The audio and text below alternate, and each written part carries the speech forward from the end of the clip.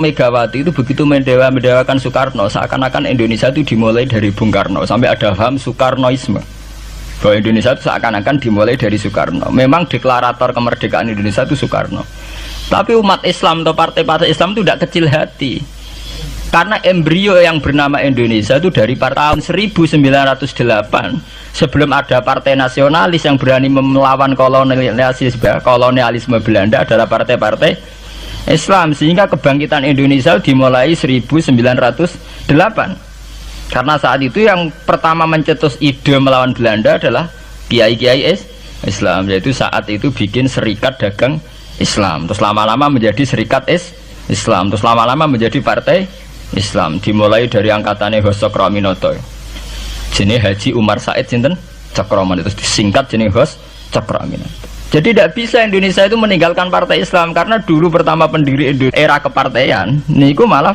partai-partai apa? Islam yang lahir di Solo, di Jogja. Bahkan sebelum ada negara yang bernama Indonesia, itu ada negara yang bernama Demak Bintoro, ada Demak Ngayogjakarta apa? Karto. Itu semua negeri apa? Islam. Ya paham. Sehingga secara kesejarahan kita tidak kalah sama tuanya Soekarnoisme atau partai PNI. Dan sampai kan kita ini kan kayak dinabubukkan seakan-akan Indonesia itu dimulai dari Soekarno, sehingga nak wani Pak Karno itu koyok-koyok itu kita anti Indonesia. Ya kita tidak mungkin nggak menghormati Soekarno, beliau sebagai pahlawan besar kita hormati ya, tapi ya kebesaran Pak Karno demi bangsa Indonesia jangan kemudian direduksi, disederhanakan hanya melewati partai. Ya itu kan namanya pekerdilan.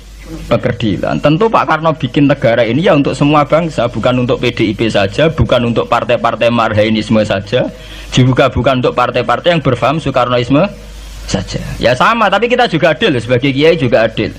Hos Cokroaminoto bikin partai Islam adalah untuk mengusir Belanda dari bumi Indonesia, yang nantinya juga untuk kepentingan semua bangsa Indonesia, tidak hanya yang Islam saja.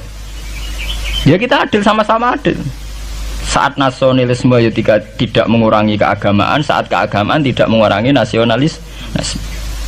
Tapi ya itu tadi, kemudian ini dikerdilkan secara politik. Di sawangannya nak wis duwete Pak Hasim Mbak Mega nasionalis religius itu sudah ditren. Angger duet senengane pasangan nasionalis sampai religius. Apa nak nasionalis terus wajib sholat?